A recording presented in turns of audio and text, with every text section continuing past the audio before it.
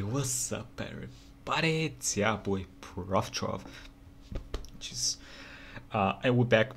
Jesus, I'm exploding from the inside out. Whatever. Yes, we're watching the search for DB Cooper today from LEMMiNO. Let's check it out. I don't know what the fuck I was gonna say. It's whatever. I'll never say anything good, so it's okay.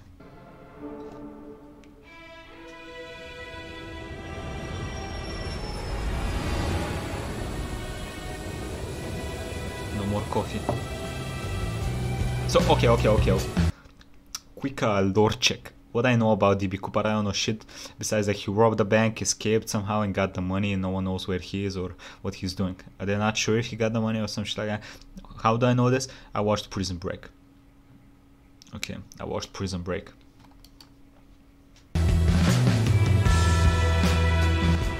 A daring parachute escape from a flying 727 somewhere between wings. A search was made of the plane immediately. We don't know who he was, where he came from, or where he went. I expect that we'll keep looking until we find him or find out what happened. Yo, he dead.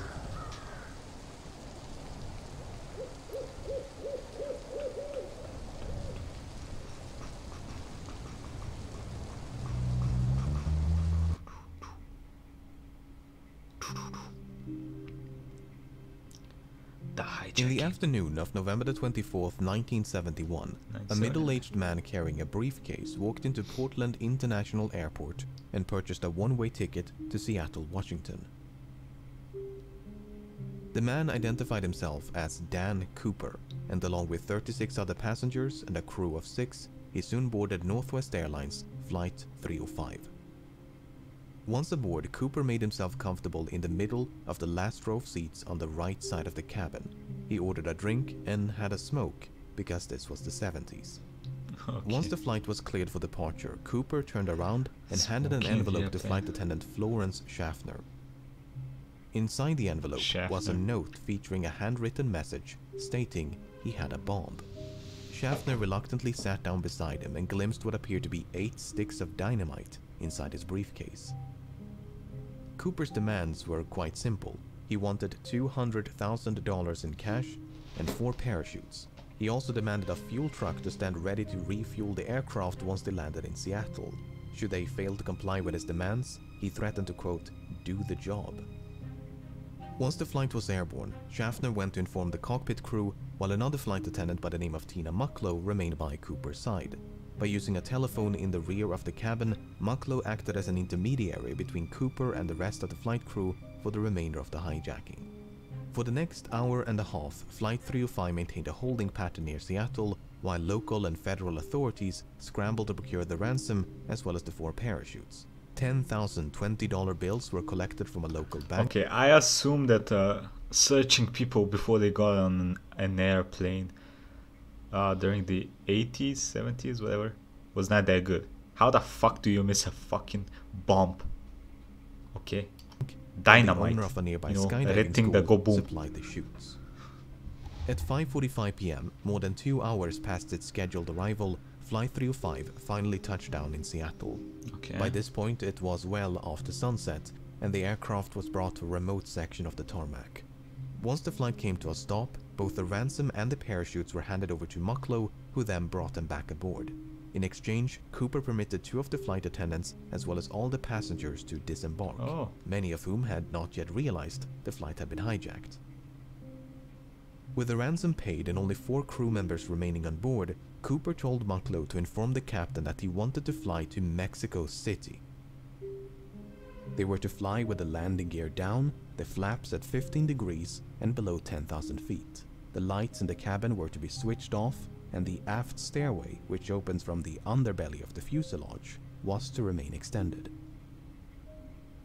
2 of Cooper's demands could not be satisfied. First of all, the flight configuration he'd requested would not allow for a non-stop flight to Mexico City. As such, Cooper proposed a refueling stop in Phoenix, Yuma, or Sacramento before they all agreed on Reno, Nevada. Second of all, it was not possible to depart with the ventral staircase extended. Cooper agreed to retract the stairs on the condition that Mccoy remained by his side and taught him how to extend them once the plane was airborne. Parked for nearly 2 hours due to complications with refueling, Flight 305 was back in the air by 7:36 p.m.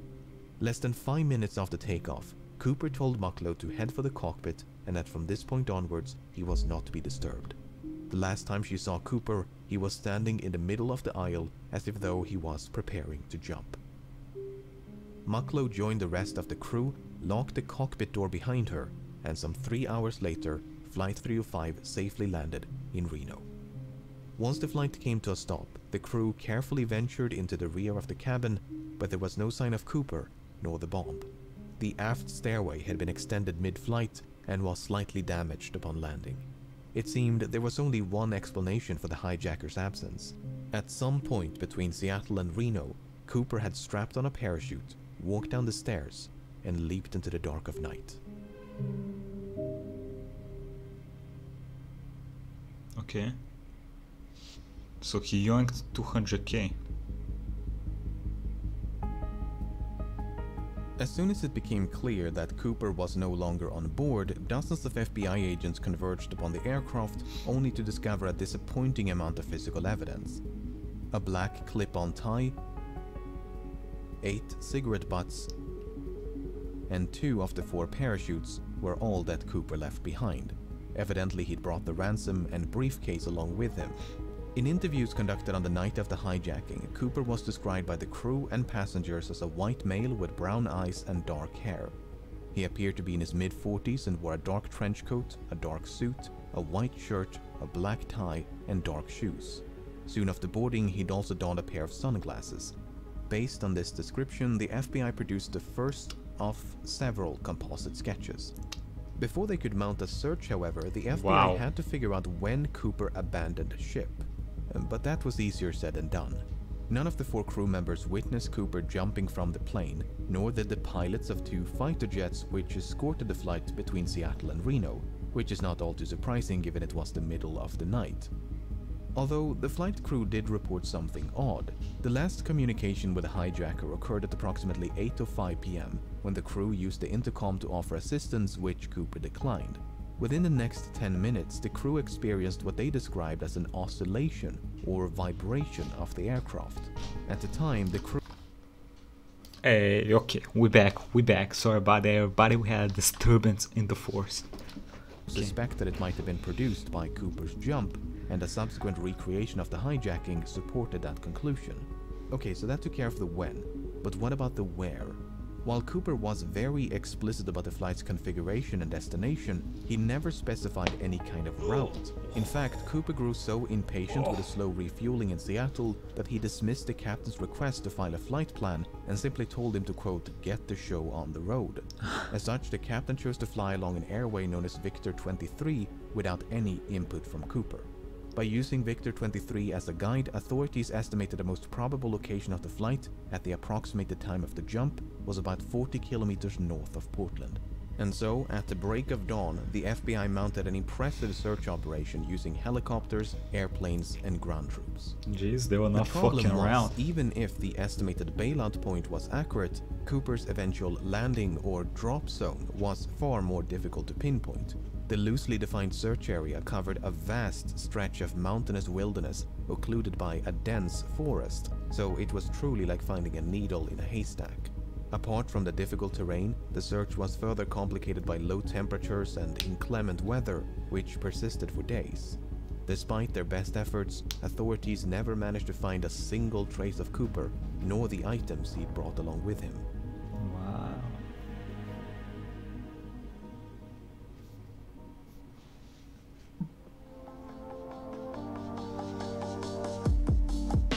Follow the money. Having made little to no progress by early December, the FBI turned their attention to the $200,000 ransom. The money had been collected from the Seattle First National Bank, which maintained a ransom package of $250,000 just for such an occasion. Because of this, the serial numbers of the $10,020 banknotes given to Cooper had been documented in advance, a complete list of which were quickly made available to financial institutions, government agencies, and the general public. The intention was to make it as difficult as possible for Cooper to spend his money. Northwest Airlines and several newspapers even began to offer rewards to anyone who could find a note with a matching serial number. Wow, In spite of 25K these efforts, reward. no one ever did. That is until nearly a decade later. In early 1980, a young boy named Brian Ingram was building a campfire on a small beach in southern Washington. As he was digging into the sand, Ingram discovered 3 bundles of cash totaling $5,880. Having heard about the infamous skyjacking, Ingram's parents brought the severely degraded bundles to the FBI. That's a lot of cash, notes bro. were promptly inspected, and sure enough, the serial numbers matched those of the ransom. Once the excitement subsided, however, the money managed to raise far more questions than it answered, the most significant of which was how? How did the money end up so far away from the drop zone? Looking at this map, it might be tempting to think that Cooper simply dropped some of the money, which then fell into the Lewis River. The bundles could then have been carried further downstream by the Columbia River before finally being washed ashore at Tina Bar, Really? which is the name of the beach. Tina Tina Mucklow, Bar. Tina Bar. Coincidence? Yeah, coincidence. Anyway, the problem with this idea is that the Columbia River flows in the opposite direction. This has led some, including members of the FBI, to re-evaluate the initial drop zone assessment. For instance, if the drop zone was much further southeast, close to a river called the Washougal River, it is conceivable, albeit improbable, that the money floated all the way down to Tina Bar. Alternatively, the bundles may have simply landed on the beach if the flight path was further to the west. Even so, natural explanations struggle to explain how 3 independent, potentially free-falling and/or free-floating bundles of cash ended up at the exact same place on the same beach. To complicate matters, sediment from the riverbed was excavated and dumped onto Tina Bar as part of a dredging operation in 1974. And according to one analysis, the money was discovered above this layer of sediment. If true, that would mean the money came to rest at Tina Bar sometime after 1974. But a re-examination of that analysis found that what was believed to be a layer of deposited sediment might actually have been a perfectly natural layer of clay. Not only that, but the sediment was clearly dumped some distance away from where the money was discovered. Furthermore, when Ingram discovered the bundles, the rubber bands which held them together were still intact. This is significant because experiments conducted in 2009 revealed that this brand of rubber bands could not withstand exposure to open air or water for more than a year. So, unless the bundles were somehow protected from the elements, they must have become buried at Tina Bar within a year of the hijacking. The most probable explanation, therefore, seems to be that Cooper or someone else deliberately buried the money.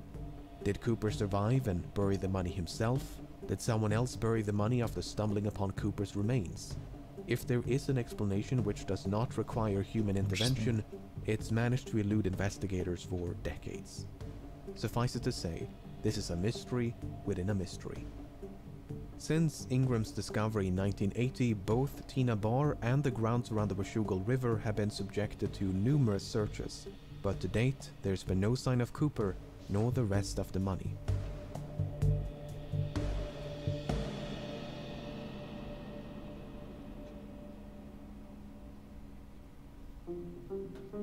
Chapter 4. A leap of faith. From the very beginning, it was assumed by many that Cooper did not survive his daring escape. It would not make for a very thrilling conclusion to this story, but that's the thing about stories. They're usually far more exciting than reality. While there is no hard evidence for nor against Cooper's survival, the assumption that he fell to his death is not without merit. When Cooper leaped into the darkness, Flight 305 was plowing through a frigid rainstorm at roughly 170 knots, 10,000 feet above southern Washington. The wind was so violent that it ripped out a placard from the aft stairway, which was later recovered in 1978 almost directly below the estimated flight path. To say that Cooper was not dressed for the occasion would be an understatement. The ground beneath him, meanwhile, was obscured by multiple layers of clouds, which likely means that Cooper jumped without knowing his precise location. Even if he could see the ground and had a specific drop zone in mind, the parachute he selected was non-steerable, meaning he would not have been able to steer his descent towards a specific landing spot, thus precluding any potential coordination with an accomplice stationed on the ground. While Cooper expressed some familiarity with parachutes, his actual competence level is up for debate. It's widely believed that Cooper demanded 2 pairs of parachutes, 2 primary and 2 reserve, to make the authorities believe that he intended to take a hostage. That is precisely what happened, as the FBI contemplated but eventually decided against sabotaging the chutes, as they did not want to risk the life of an innocent civilian. But in their haste to obtain them, they unintentionally provided Cooper with a non-functional dummy chute intended for training purposes. This mishap seems to have gone unnoticed by Cooper because that dummy chute was one of the 2 missing from the plane. Not only that, but Cooper chose the older and technically inferior parachute out of the 2 primary chutes provided. So in both cases... Why didn't they just give him 2 pairs of shitty chutes? So he, he dies. It seems like Cooper made the worst possible choice. But there are other ways to interpret this information. For instance, it's possible that Cooper used the dummy chute not as a reserve, but as a means to secure the bag of money. In fact, that is precisely what Cooper tried to do with the functional reserve chute. First, he tried to place the money in the chute's canopy before removing some of the suspension lines and wrap them around the bag. Perhaps he used the dummy chute for a similar purpose. And Cooper's decision to use the older primary chute is not necessarily an indication of inexperience. It could also be a sign of familiarity, because the chute he left behind was a civilian luxury chute, while the one he used was a military chute. The argument is that Cooper might have been trained as, say, a paratrooper, and chose the older military chute because that's the one with which he was most familiar. Okay. And there is at least one other reason to suspect that Cooper had a military background. While the flight was in a holding pattern near Seattle, Cooper mentioned that the McCoy Air Force Base was only 20 minutes away from the Seattle-Tacoma airport. At the time, that was an accurate assessment and might suggest a military background. Apart from the potential military connections, Cooper may even have had links to the Central Intelligence Agency. You see, the type of aircraft which Cooper chose to hijack, a Boeing 727, was also used by the CIA to covertly drop agents and supplies during the Vietnam War. He's a A fucking task for which the ninja! Boeing 727 was uniquely Well, maybe not, qualified but... due to its distinctive aft stairway. So it's fairly safe to assume that Cooper chose to hijack a Boeing 727 specifically because it provided a relatively safe means of escape. Whether he learned of this from the CIA or came to that conclusion independently is another question. However, the fact that Cooper chose to hijack a flight operated by Northwest Airlines was apparently random chance. When Tina Mucklow asked Cooper about his motives, he responded, "It's not because I have a grudge towards your airline, it's just because I have a grudge." He further clarified that Flight 305 just happened to be in the right place at the right time. Even so, it's clear that Cooper came prepared. He seemed to know a great deal about aircraft and aviation. He appeared to be familiar with the local terrain. He maintained a low profile to avoid a panic. He covered his eyes with a pair of glasses to conceal his identity. He left very little evidence behind, and he demanded 4 parachutes to force the assumption that he was taking a hostage. He was even cunning enough to reclaim the note which he'd initially given to Florence Schaffner. Apart from the name he wrote on his plane ticket, there are no other samples of Cooper's handwriting. Interesting. But for all his planning and cunning, it seems Cooper did not give enough thought to his eventual escape.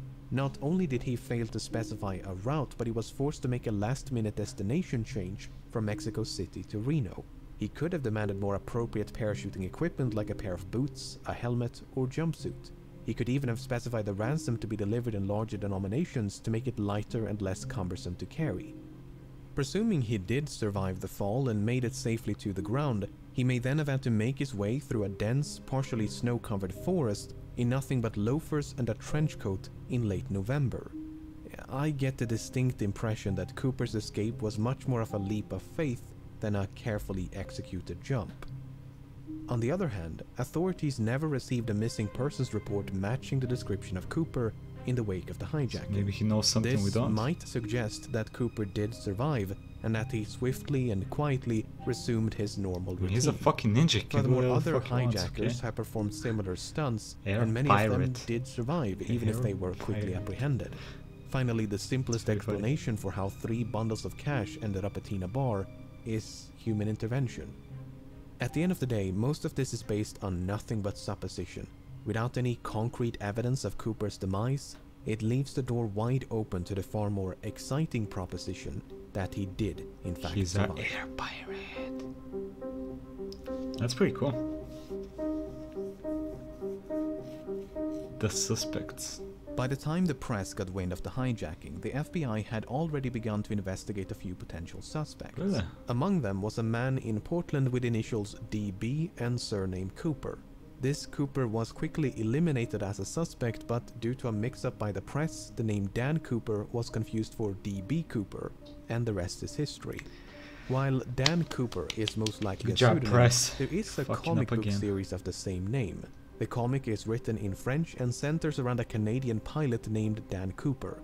While the comic was not translated into English nor sold in the United States before 1971, it was available in Canada, which has a large French-speaking population. Given that American and Canadian accents can be difficult to distinguish, it's possible that Cooper, who was described as having no discernible accent, was a bilingual Canadian. This might even be supported by something that Cooper might have said. You see, when the captain relayed Cooper's demands to air traffic control, he used the phrase negotiable American currency. It seems doubtful that an American citizen would specify American currency, so perhaps Cooper was not American. Interesting. The problem is, we don't know. That explains how he survived in the cold. He's Canadian. Case solved. Or if this is a direct quote from Cooper or paraphrasing by the captain. For instance, notes taken by the crew during the hijacking merely contain the phrase negotiable currency, while testimonies provided by the crew after the hijacking include phrases like $200,000 in cash and circulated US currency. So Cooper might have been Canadian, and he might have taken his name from the Dan Cooper comics, just as he might have been American and might have taken his name from something or someone else. Nearly half a century has gone by since the hijacking took place, and in that time thousands of suspects have been questioned and investigated. It would obviously be impossible to cover all of them here, but let's take a look at some of the people that at some point or another have been suspected of being DB Cooper.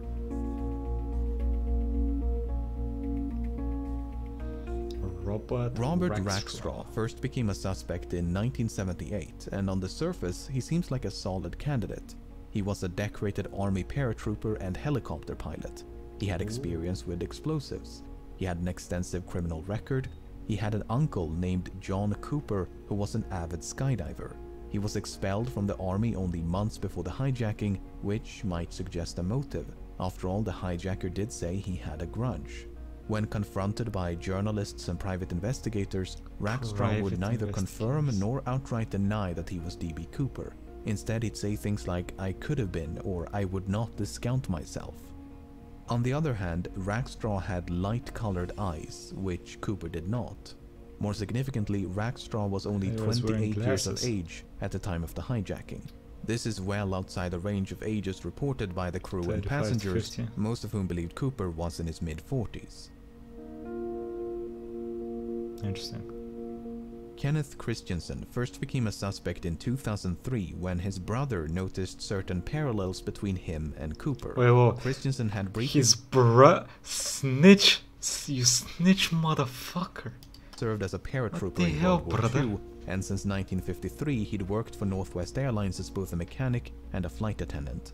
He was 45 years old at the time of the hijacking. He was left-handed, which Cooper might have been. For instance, Cooper used his left hand to interact with his briefcase, and the clip-on tie he left on board was affixed with a tie clasp applied from the left. Shortly before he died in 1994, Christensen had supposedly told his brother, "There is something you should know, but I cannot tell you." Hey, it's good you didn't tell him. He's a fucking snitch. You should not tell him shit. He does not deserve the money. After his passing, his family discovered over $200,000 in his bank accounts. To top it all off, Florence Schaffner stated that photographs of Christensen bore a strong resemblance to Cooper. On the other hand, Christensen did not match the physical description of Cooper. He was both shorter and lighter. While Schaffner did see a strong resemblance, she remarked that Cooper had more hair, and that is supported by the composite sketches. And there was nothing suspicious about the large sums of money, which he'd simply earned by selling land. Richard Mccoy first became a suspect in 1972 when he hijacked a Boeing 727 and escaped via the aft stairway, much like DB Cooper. Because of the significant overlap between the two hijackings, some believe they must have been committed by the same person. McCoy used a fake name, he used a fake hand grenade to threaten the crew, he used handwritten notes to issue his demands. Both McCoy and Cooper used the phrase "no funny stuff" as a warning to the crew. McCoy demanded $500,000 in cash and 4 parachutes. McCoy also bailed out the back of the plane once they passed over his hometown in the state of Utah. Apart from the similar modus operandi, McCoy had also served in the Vietnam War as a demolitions expert and a helicopter pilot.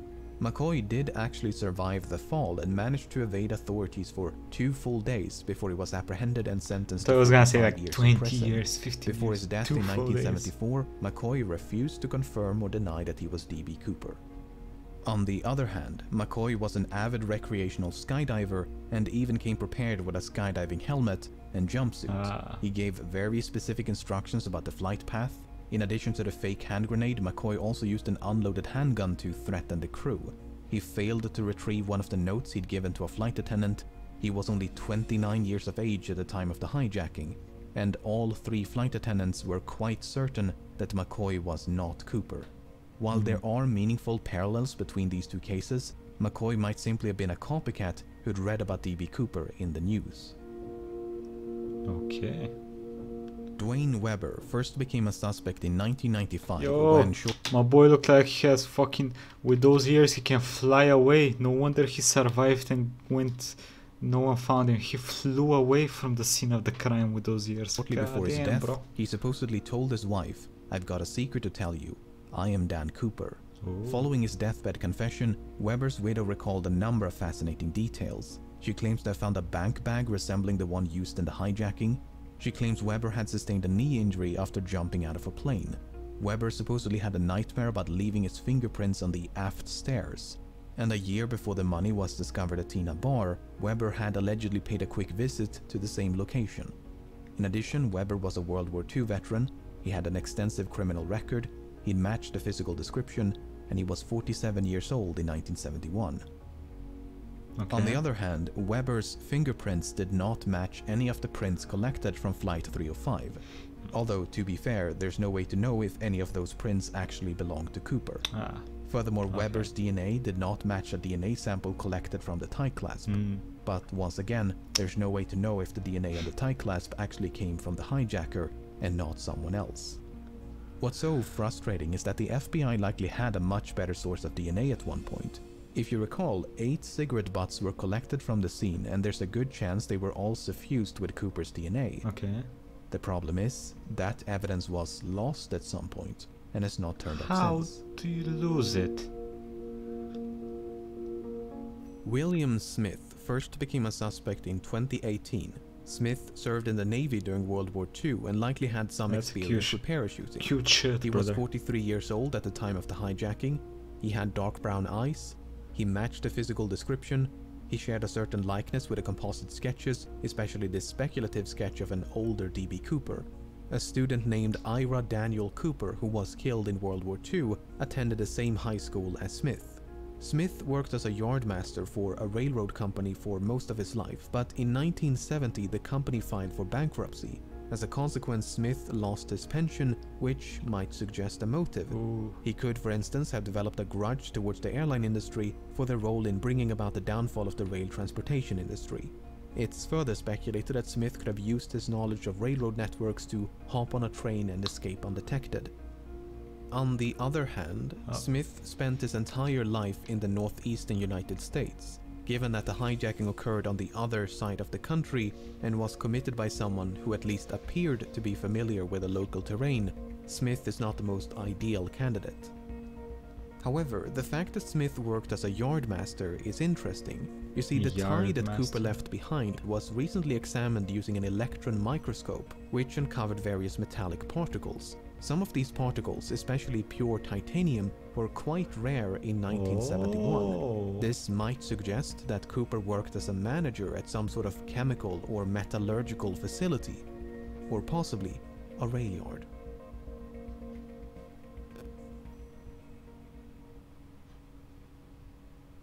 If nothing else, I hope this limited selection of suspects illustrates just how difficult it is to be certain when you have so little evidence to work with. These 5 individuals look nothing alike, yet any one of them could be DB Cooper. Or none Was of them. Cooper really in his mid-40s, or did he simply look old for his age? Did Cooper really serve in the military? Which one of these sketches most closely resemble Cooper? In 2016, the FBI had to admit defeat and officially close down the case. Unless someone stumbles upon Cooper's remains or manages to track down the rest of the money, it seems there is little hope of resolution. Did Cooper survive? I have no idea. But as long as that possibility cannot be dismissed, the legend of DB Cooper will no doubt persist. Okay, that was cool as hell. So he robbed a plane. That's probably never gonna happen again, considering nowadays security and shit. It would need to be a lot different. What do y'all think? What do y'all think about DB Cooper? Who do you think from the 5 is more likely? I think the dude with the big ears. He probably flew away from the scene of the crime.